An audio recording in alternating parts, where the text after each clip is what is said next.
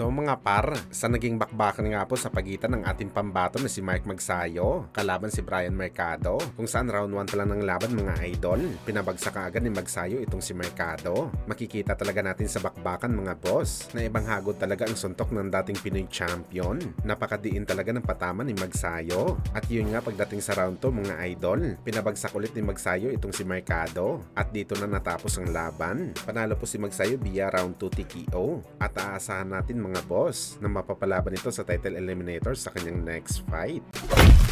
Samantala matapos nga po ang laban ni Magsayo, abangan din po natin mga idol ang laban mamaya sa ating mga pambato sa Japan, kung saan ang dating world title challenger na si Gio Santissima mapapalaban sa prospect na si Hiro Ishimichi para sa 8th rounder na bakbakan sa 130 pounds, habang ang Pinoy undefeated prospect naman na si Kenneth Laber susubukan na agawin kay Toyo Tika Naruto ang interim OPBF title sa bantamweight division. Kaya suportahan po natin mga idol ang laban nila mamaya. Sigurado matinding bakbakan ang mangyayari dito.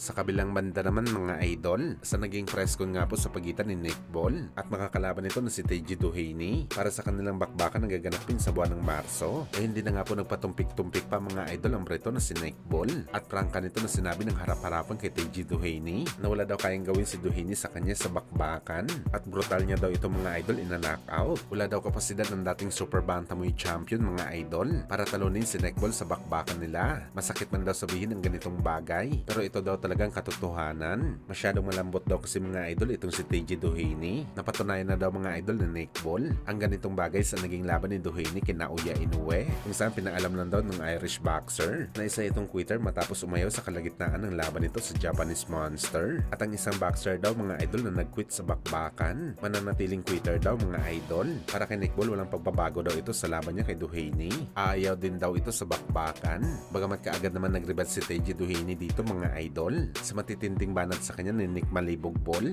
pinaliwanag ni Duhaney mga idol na inabutan lang daw siya ng injury sa laban nito kay Inoue. Hindi daw nito alam mga idol kung suntok ba ni Inoue ang sanhin ng kanyang pagka-injury o epekto lang ito ng kanyang matinding training. Biglang sumakit lang daw mga idol ang balikat ni Duhaney sa round 6 at hindi niya na daw magalaw ang kanyang mga paa. At syempre daw masakit na ang balikat nito kapag tatangkain niya pa sumuntok sa bakbakan. So wala daw choice si Duhaney mga idol kundi sumuko sa laban. Hindi naman daw talaga siya susuko mga idol kung kaya pa talaga ng kanyang katawan. Bakit daw siya susuko sa laban kay Inoue na walang dahilan? At alam daw nito na meron siyang round na naipanalo sa laban. Vuelta pa nga ni Duhaney kay Nick Malibog Ball, wag daw ito mag-rely sa laban niya kay Inoue. Ang isipin daw ni Nick Ball ang laban sa kanya dahil plano daw ni Duhaney na patulogin si Nick Ball sa harapan mismo ng kanyang pamilya at mga kababayan.